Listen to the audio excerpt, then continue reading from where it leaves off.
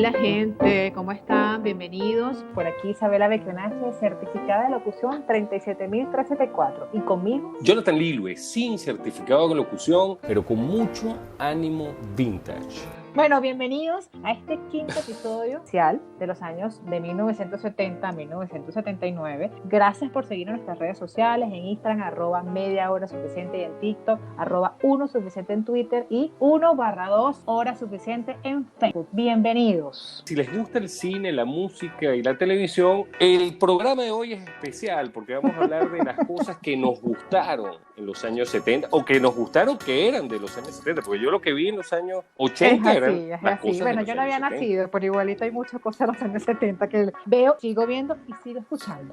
Y este episodio llega gracias a Kinetic Studios. Bueno, Isa, ¿y qué hubo relevante Oye, de verdad que hay en estos muchísimas años cosas, pero 70? particularmente te voy a mencionar 4 que para mí son importantísimas y un ícono. Primero, Sony presenta el Walkman. ¿Cuántos de nosotros nos habrá escuchado música con un Walkman puesto? Yo soy una de las que lo usé muchísimo. Nacen dos grandes, que es Apple y Microsoft. A nivel de tecnología, de verdad que es muy importante de ellos. Y en cuanto a música, Miguel Bosé, Sandro y Celia Cruz se representa como el ícono de pop, la salsa y la balada. ¿Qué te parece? Bueno, los 70 fueron hitos importantes en muchos aspectos. Nacieron los disquetes, las calculadoras, el Betamax y el VHS, que, bueno, fueron los abuelos de cuánta cosa tenemos ahorita para reproducir audio y video. Garganta Profunda, no sé si recuerdan a Linda Lovelace, encumbra el cine pornográfico. El cine pornográfico estaba oculto detrás de la trastienda. Garganta Profunda lo lleva a las salas de cine. Perfecto, pueden solucionar su vida. Sí, tenemos que recordar a Arthur Ashe, quien ganó Wimbledon y murió muy joven, pero fue uno de los tenistas importantes. Y despedimos a Hendrix, a Elvis Presley y a Chaplin en los años 70. Bueno, en este año 2021 tenemos que recordar que hace 50 años la ciudad de Nueva York se quedó sin luz. En la historia. Sí, el gran apagón en que la Gran Manzana se queda sin luz. Pero esta década es impresionante y ahorita vamos a conversar de muchas cosas sobre los 70. Sabes que en los años 70 yo no había nacido, pero bueno, yo escucho música aún de los años 70. Te voy a mencionar 3 grandes de la música de los años 70. No, sí, ahora 83. Naciste en los 80. Está bien.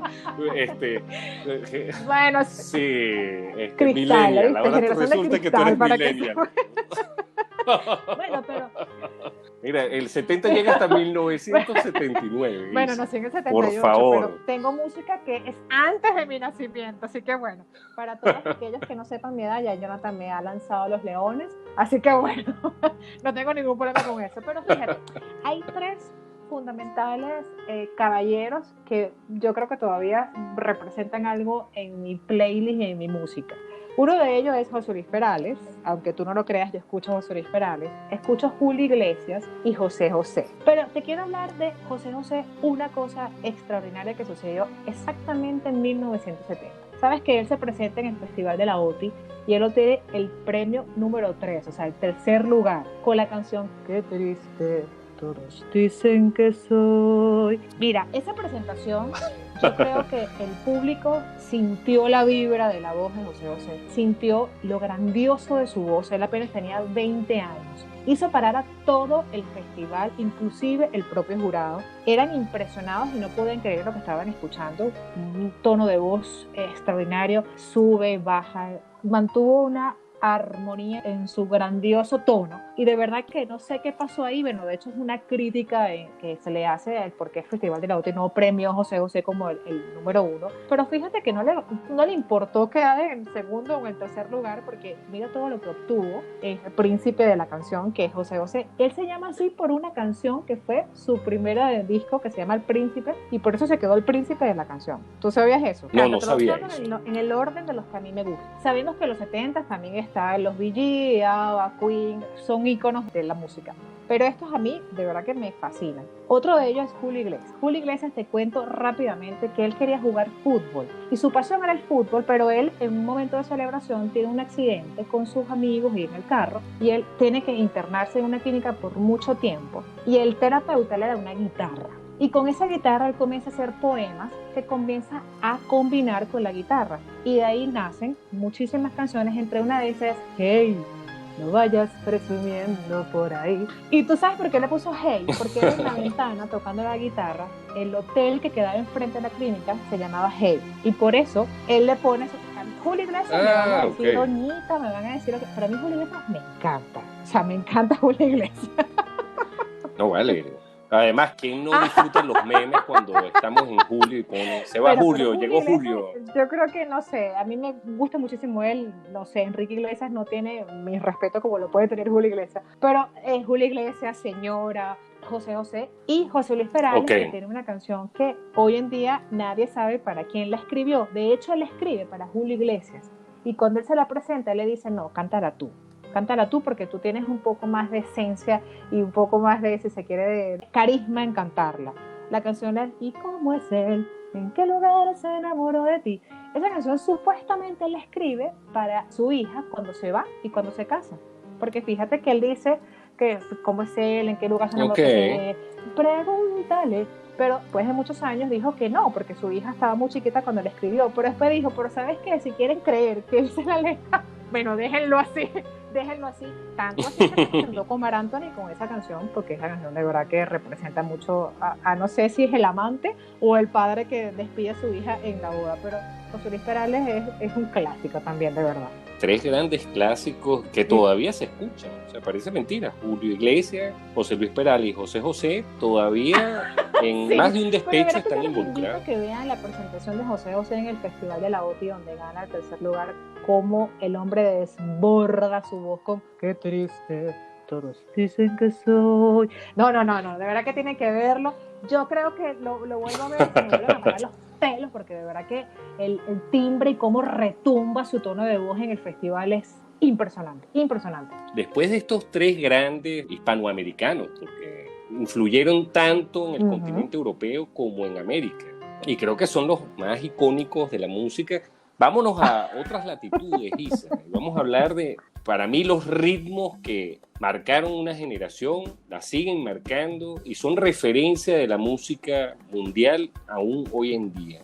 ¿De qué podemos hablar? Bueno, de los estilos que surgieron en los años 70. Por un lado, surge el rock sinfónico, sobre todo con grandes exponentes británicos como Moody Blues, Pink Floyd, Genesis, Mike Oldfield, y un solo americano, entre muchos otros, que realmente se destacó, que es Frank Zappa. Después tenemos, por el glam rock, tenemos a Elton John, David Bowie y la gran banda Queen, que, bueno, podemos pasarnos toda la vida escuchando a Queen y seguirá siendo tan actual como media hora no sería suficiente. Después surge... No, para nada. Tienes el gran ABBA, que creó un movimiento mundial, 4 suecos que se pararon un día en Eurovisión y volvieron loco al mundo, con lo que todavía no se veía mucho, pero era el nacimiento del disco, porque si bien no nace en Suecia, ya estaba surgiendo en Estados Unidos, bueno, fueron uno de los grandes exponentes del disco. Pero ABBA es un ícono tan representativo que de hecho salió hace poco menos de 10 años un grupo que se llama ABBA Teens. Claro, sí, con versiones del grupo por adolescentes, pero correcto. De verdad que tú dices, efectivamente, un grupo después de 40 años sigue sonando tan como sonaba en los años 70. Sí, pero hay otros ritmos y uno lo mencionaste hace un par de semanas, que es el reggae, que nace con Bob Marley en los años 70. El otro gran movimiento es el del heavy metal. Empieza esto que tiene 50 años sin pararse, inició con Led Zeppelin, The Who, Black Sabbath, creo que todavía, bueno, hace poco murió Ozzy Osbourne. Después tienes el rock latino, que en su momento se conocía así porque, bueno, los gringos y los europeos no entendían el concepto de salsa. Pero Celia Cruz, que mencionamos al principio, la ponían como rock latino. Ellos decían, bueno, eso es rock latino. Y como les dije, estaba ABBA en Europa haciendo sus estragos, pero en América estaba Donna Summer volviendo loco a todo el mundo en estos lugares nuevos que se llamaban discotecas, que la gente no sabía cómo ir, la gente lo que sabía es que llegabas a una hora y te ibas a la misma hora del día siguiente.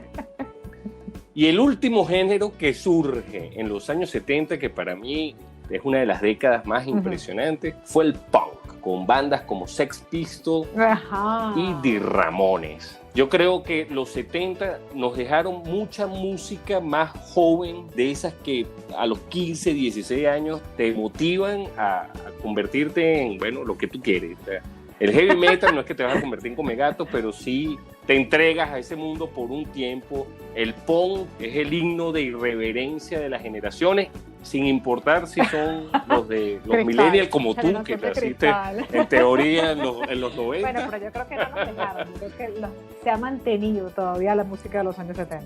Y se mantendrá, porque eso es lo impresionante de esa época, que yo creo que en 20 años tú verás a un muchacho caminando por la calle Queen, con una franela de Pink Floyd, de Led Zeppelin. La verdad que Queen es influyente, es increíble lo que Queen logró en todos nosotros. Yo creo que me incluyo, la generación que viene después de nosotros también está influenciada por Queen. De verdad que no hay comparación con lo que dejó la banda. Coméntenos cuál es su banda favorita o cuál es su música favorita de los 70, aquella que recuerdan haber bailado, así no hayan nacido como Isa, que ella nació desde el 2004.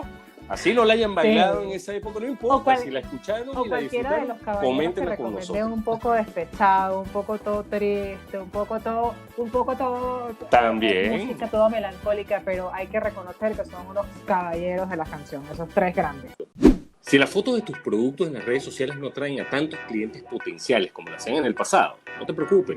Es momento de contar con profesionales que, a muy bajo costo, te elaboran videos promocionales, informativos, publicitarios, con el dinamismo que merece tu emprendimiento y así llevar tus ventas al próximo nivel. Te hablamos de Kinetics Studio, a quienes podrás contactar por @Kinetics Studio en Instagram. Y recuerda, Kinetics Studio es donde le damos movimiento a tus ideas. Y con Kinetics Studios arrancamos este paseo a los años 70, donde el cine, como podríamos decir siempre, cada década supera la anterior sin opacarla. No quiere decir que los 60 quedaron atrás y ya nadie habla de ellos. No, pero mostraron nuevas cosas y surgieron nuevos directores, Isa, que a mí una de las cosas que me impresiona es que todavía están vigentes casi todos. Hay pocos de estos directores que por una razón u otra se quedaron en el aparato, pero Steven Spielberg surge en los años 70. Recordemos películas de él de esa época como Tiburón, que fue una cosa que nadie se esperaba. La gente salía corriendo del cine, aunque no estuviera en la playa. Martin Scorsese y Francis Ford Coppola son dos de los grandes que todavía siguen haciendo películas de gran factura. Tenemos Taxi Driver, tenemos El Padrino, películas que además llevaron o catapultaron actores como Robert De Niro, como Marlon Brando, que si bien era famoso, llegó a otro nivel interpretando a Don Vito Corleone en El Padrino. Tenemos a John Carpenter, que se convirtió posteriormente en el amo del miedo, del suspenso, Brian De Palma, y hay alguien que quiero mencionar que es uno de estos que no llegó a esta época siendo un gran director, y lo fue en esa época, que era William Friedkin, que fue el director del Exorcista. Bestia. Hay una anécdota interesante del Exorcista, que él disparó un arma en el estudio para que hubiese una reacción de los actores. Eso lo hace un director hoy en día y lo destrozan en las redes sociales y termina en Nickelodeon haciendo caricaturas. Era una época que los directores se tomaron el hacer el cine con una pasión y con una intencionalidad de darle al público películas que todavía hoy siguen siendo las mejores películas para mí. Te mencioné Taxi Driver, Star Wars surge en los años 70, El Exorcista, La Naranja Mecánica, El Padrino, hablamos del disco y tenemos Fiebre del Sábado por la Noche, y de los actores ni hablar, Jack Nicholson, Robert De Niro, el mismo John Travolta. Si bien, bueno, los de Star Wars, solo Carrie Fisher logró hacer otras películas y Harrison Ford se convirtió en Harrison Ford, Indiana Jones, de todo. O sea, Harrison Ford ha hecho de bueno, de malo, de feo. Pero él se representa mucho con Indiana Jones. Sí, no, y creo que acaban de mencionar que van a hacer las 5. Una película hecha hace 50 años, todavía tiene grandes fanáticos. Quieren hacer las 5 y él está convencido. Es lo que te iba a no decir, sabe si su cuerpo le da, pero él está convencido. Esperando que la gente corra por él, porque de verdad. Esa es la ventaja del CGI. Ahora tenemos computadoras, entonces seguro veremos un muñequito de Harrison. Pero esto es lo que puedo mencionar. Creo que tenemos muchísimas películas, muchos géneros, porque tanto el terror como lo que se plasmó en El Exorcista es base para mucho del terror gráfico que vemos hoy día. Y bueno, Linda Blair creo que no fue la misma después de hacer esa película, pobrecita, porque estábamos jóvenes. No, de verdad que El Exorcista para mí representa la primera película de terror, de suspenso, de miedo, de todo en mi vida. El Exorcista para mí marcó un antes y un después en lo que representa ver una película de terror. O sea, El Exorcista yo la creo que la veo ahorita, a pesar de que nací en el 2004, como dices tú en adelante, la puedo volver a ver. Y me vuelve a causar el mismo pánico que me podía haber causado cuando la vi la primera vez. Les dejo estas recomendaciones. No vean El Exorcista si tienen tanto miedo como Isa, pero si pueden, vean. Oye, pero de verdad que sí, me suena como una película que realmente es muy polémica. Y La Naranja Mecánica es una película, aparte de violenta, pero una violencia en exceso. Tiene algo muy importante que hoy en el 2020 creo que la podemos seguir viendo tan impecable como lo estuvo en su momento. La Naranja Mecánica para mí representa muchas cosas porque aparte que es un adolescente, un delincuente adolescente, él escucha música clásica y a pesar de eso, entonces tú dices que la música realmente no nos identifica como somos, porque tú ahí ves este delincuente violento, este delincuente en exceso con cantidad de drogas, una cantidad de violencia explícita, pero el hombre escuchaba música clásica, escuchaba Beethoven. Entonces te das cuenta que realmente la música no nos identifica como personas. Claro, tú dices, ¿cómo es posible que esta gente escuche Bad Bunny, escuche música clásica, escuche música de perreo? Pero ya va, tú estás viendo esta película. Ojo, es una película de ficción, estamos claros en eso. Pero el trasfondo de La Naranja Mecánica en su momento, incluso yo diría que hoy, el que la vea, es impresionante lo que se transmite a través de la psicología, a través de la delincuencia, de la parte criminal de lo que este adolescente hacía. Tan es así que La Naranja Mecánica, a través de ciertas técnicas, es la película que crea una terapia supuestamente para que la persona merme su violencia y merme su actitud. La película él trata, o sea, de enfrentarse a la sociedad después de haber sido un delincuente, después de haber sido cualquier cantidad de actividades contra la sociedad. Entonces, ese tema es lo que a mí me gusta o me gustó mucho de la película, que sobre todo por el tema de cómo él se enfrenta a la sociedad después de haber pasado por una parte oscura de mi vida, ¿no? La Naranja Mecánica no ganó premios en ningún momento, yo diría, no sé, por demasiado violenta, por demasiado dark, pero de verdad que es una película que todo el mundo tiene que ver, sobre todo por el ejemplo que transmite este adolescente en su trabajo reivindicativo de la sociedad y de todo lo que realmente hizo. Y otra de las películas que en su momento para mí fueron importantes, que es Rocky. De hecho, la última película con la que se cierra el Rocky es extraordinaria. Rocky es importante la lucha, como él trata de ser el mejor boxeador del momento, con poco trata de ser el mejor, porque siempre está esa comparación de cómo él se enfrenta con el ruso. Él no tenía ningún tipo de maquinaria, sino simplemente lo que hacía era correr, entrenar. Esa perseverancia, esa constancia con la que Rocky transmite en su película, tanto así que salió Rocky 1, 2, 3, 4, 5 y termina con una película magnífica, pero Rocky fue la mejor película que yo pudiera volver a ver hoy en día. Bueno, Rocky tiene uno de los elementos más interesantes, que es que el boxeo está en declive y sale Sylvester Stallone y dice, voy a hacer esta película. Él se presentó muchos desafíos porque además él la quería dirigir, él quería protagonizarla. Le compran la idea del guión, pero además, comprarle la idea del protagonista, que además él había hecho una película pornográfica, era lo único que él había hecho en el cine. Y él no lo ha negado, a mí me parece eso bien humilde de él. Dice, bueno, yo no voy a negar algo que yo tuve que hacer porque tenía necesidad de dinero. Quebrado, era nadie en Hollywood, y logra esta película que lo lleva al Salón de la Fama del Boxeo cuando él jamás boxeó. Eso demuestra lo importante que fue Rocky, no solo para nosotros como espectadores que disfrutamos una buena película, sino para el mundo del boxeo. Y La Naranja Mecánica, Isa, Kubrick ya tenía muchas películas impresionantes.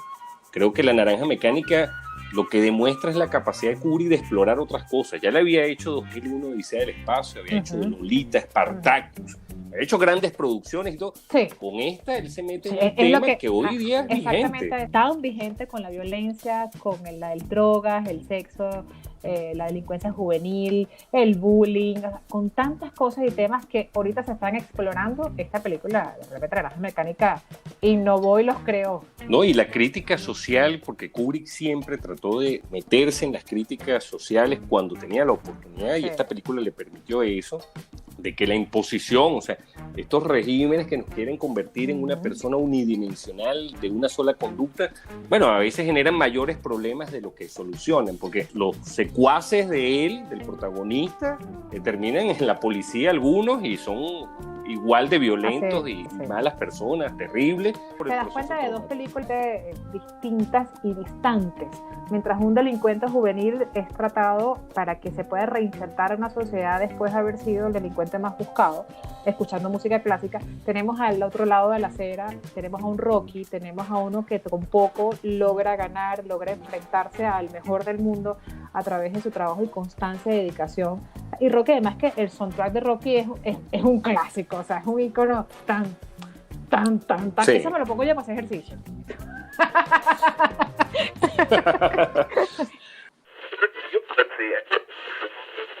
¿Sabes que hay una cantidad de series que las tuve que ver yo en 1980? Tengo que recordártelo. Pero hay muchísimas series que nacieron en esta década, de verdad, que las seguimos viendo. Bueno, una de esas es Los Autos Locos. ¿Tú te acuerdas de esa serie, Los Autos Locos? Que eran... Claro. Incluso puse a mis hijas a verlo y se fastidiaron. Sí, papá, quítame eso no sirve. Y yo sentado viendo. Y las niñas así como que, por Dios, quítame esto, y tú fajado viendo. No, y explicándoles, mira, este es Penélope Glamour.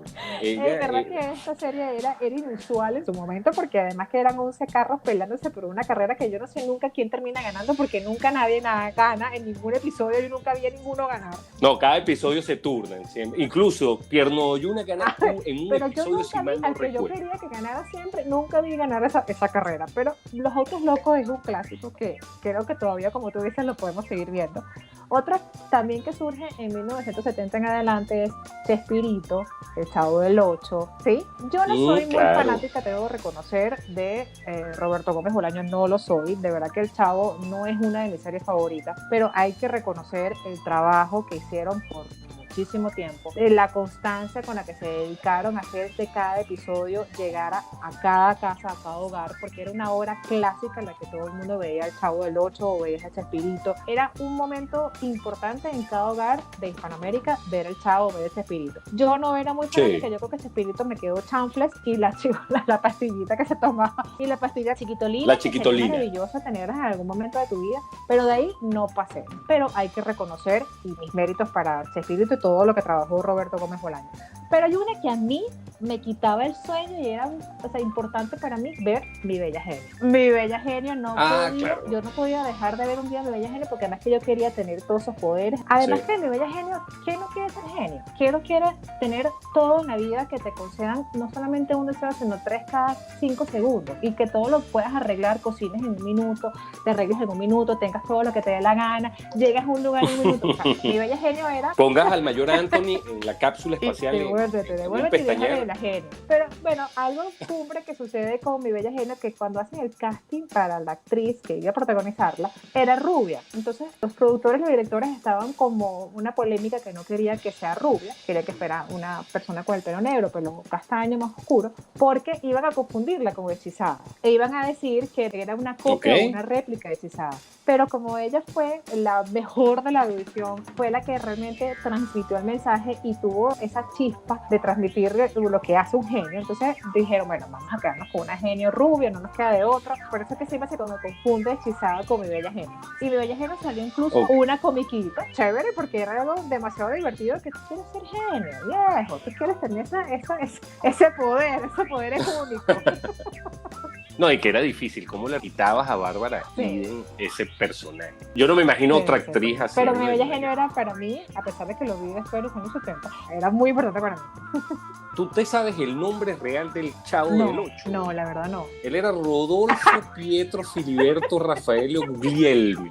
Ese era el nombre del Chavo del Ocho, que no se dice en la serie. Nunca. Jamás aparece en la serie, pero Gómez Bolaño, años posterior a haber cerrado la serie, hace un libro que es el diario del Chavo del Ocho, donde el Chavo escribe sobre cómo él llega a la vecindad, cuenta su infancia, o sea, un libro bien interesante porque es una biografía de un niño de teoría 8 años, como era el Chavo del Ocho. Sí, un niño imaginario, pero él hace esta autobiografía y dice por primera vez su nombre real. No recuerdo en la serie que lo hayan dicho, pero bueno, 3 series inolvidables, creo que todavía las dan. Mis niñas se fastidiaron de los autos locos, les gusta el Chavo del Ocho y creo que aún no han visto Mi Bella Genio. Pero yo voy a hablar de otras series que para otro público masculino, pueden ser más recordadas. Ajá. Teníamos a Koya, que era este detective policía con una serie interesantísima.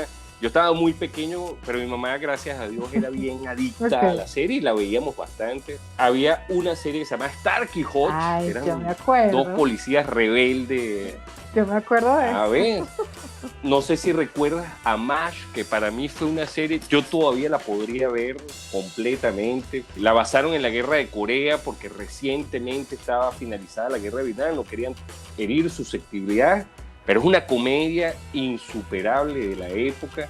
Surge la serie de la Mujer Maravilla con Linda Carter y no sé si también tuviste la oportunidad de ver El Hombre Biónico o The $6 Million Man, que era el nombre original. Bueno,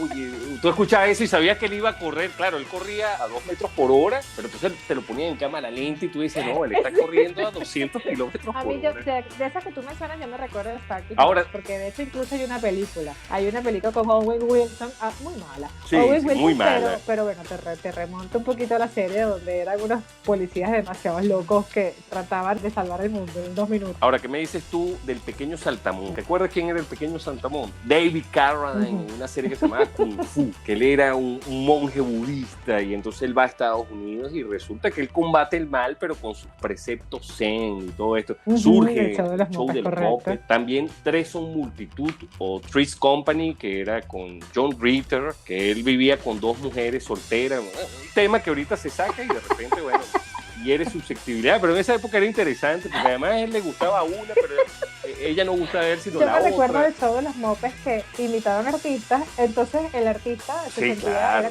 como un homenaje, ¿no? Era como un homenaje al artista donde cada uno de los títeres le hacían preguntas, entonces tocaban el rostro, era bien bonito.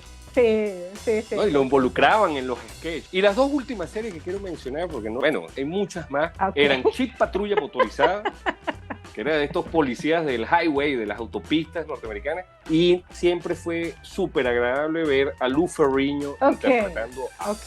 Me acuerdo que eran Bill Bixby y Lou Ferrigno, bueno, porque en esa época uno le prestaba atención a los créditos, ¿no? Ahorita un niño ve una película y no sabe ni quién actúa. Y Lou Ferrigno tú lo veías, bueno, él era Mr. Universo, pero uno creía que él medía 200 metros hasta que lo ponían al lado de los tanques y eso. Entonces, oye, pero es como chiquito para hacer gol.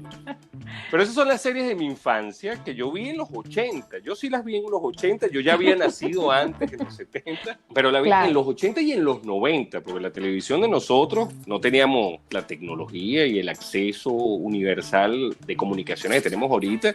Realmente te los pasaban los mismos capítulos 4 años seguidos. Sí. Y los seguías disfrutando, porque era una época que no pudimos todos disfrutarlos el día a día, entonces ahorita uno como que comienza a apreciar ciertas cosas de la televisión, que como insisto, con tan poco hacían tanto, porque fíjate que tú, bueno, Hulk, ahorita un niño que ve Hulk de Avengers en comparación con el Hulk de 1970, te va a decir, nada que ver. ¿Qué es esto? Papá, ese fue el que vino a mi cumpleaños. Exacto, sí. O sea, puede perfectamente decirlo, porque el compararse a estas películas ahorita con tanta tecnología y con tantas cosas, al ponerte a ver un Hulk hecho un dibujo animado, entonces vas moviendo la hoja en la pantalla, pero era lo que había en ese momento. O sea, yo lo veo por los Muppets, tú los Muppets lo ves ahorita, Dios mío, qué malo ese show, pero a mí me encantaba, sobre todo cuando había el artista, cuando el Muppet se movía en la pantalla, era algo tonto, pero uno lo disfrutaba. Creo que ahorita el gran problema es que eran repetitivos. No sé si te acuerdas Mork Mindy, que también es de los 70, era como repetitivo, o sea, tú más o menos sabías que él se iba a ocultar, y era una comedia agradable que uno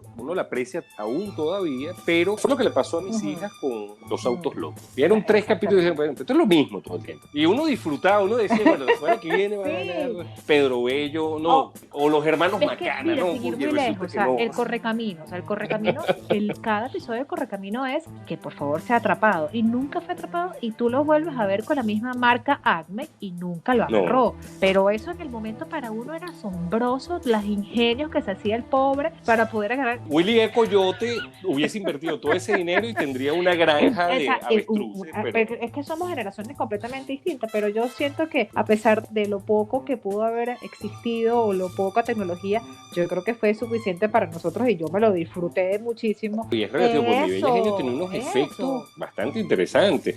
Chespirito con el Chapulín Colorado, cuando él se tomaba la chiquitolina y se reducía, y tú veías un mundo inmenso, claro, y construir todo un mundo de miniaturas. No te vayas muy lejos. El alfilero. Mi Bella Genio, en un segundo o menos de un segundo, lo que ella pedía estaba listo. O sea, una cocina impecable, una ropa impecable, o sea, se movía. Sí, eso fue lo que te marcó a ti. Cada vez que vas a la cocina y dices... genio cocinando. Y todo lo que hacía el tipo en menos de un segundo, yo necesito un genio así en mi vida. Pero es lo que te quiero decir, lo que te inspiraba, lo que transmitía en ese momento en la televisión, oye, para uno era genial, para uno era fantástico, era hasta más allá de suficiente, sí. A pesar de que media hora es suficiente, pero ese momento en tu vida era importante, o sea, que te lo disfrutabas. Y todas estas series eran de media hora. Fíjate, viste, que media hora siempre ha sido suficiente. Eso para nosotros era suficiente. Inclusive claro. Mi Bella Genio comienza en blanco y negro, solo que después ella retoma color un poquito más allá después de los años 70. Pero ella empieza con 2 o 3 episodios en blanco y negro. Y yo me disfrutaba de la cocina impecable, la ropa impecable de la genio, los traslados de la genio. O sea, tú dices, cuando tú te pones a pensar, bueno, estos niños hoy en día no disfrutan, ¿cómo es posible? Uno siempre dice, ¿cómo es posible que no te haya gustado eso? Pero es que somos épocas distintas. Tú no puedes obligar al Hulk que a ti te gustaba, sí. Porque tú eras niño que te inspiró a un Hulk ahorita de un Avenger con una extraordinaria producción. Entonces tú no le puedes decir, disfrútate de esto. No, es imposible porque ya tienen una base distinta a la que nosotros teníamos. No, y seguro van a llegar a esas series. Esperemos que los jóvenes que nos escuchen busquen alguna de estas series, porque les aseguro que la van a disfrutar. Y los que no son tan jóvenes, o sea, los que nacieron antes que tú, Isabela, pero más cerca de mí o más allá, bueno, recuerden esta serie, y si tienen la oportunidad de verla, seguro muchos recuerdos van a tener. Bueno, sí. Y después de toda esta polémica de los años 70, si realmente influyeron en nuestras vidas, nos despedimos. Gracias por seguirnos, gracias por escucharnos. Estamos muy contentos nuevamente de compartir con ustedes una nueva década. Este episodio fue presentado por Kinetics Studio y recuerden que para nosotros media hora es suficiente. Y gracias una vez más. Espero que hayan disfrutado estos recuerdos que seguro comparten con nosotros. Y no nos queda otra que esperarnos la próxima semana. Bye, besos. Bye. This concludes our broadcast day. Good night, and God bless America.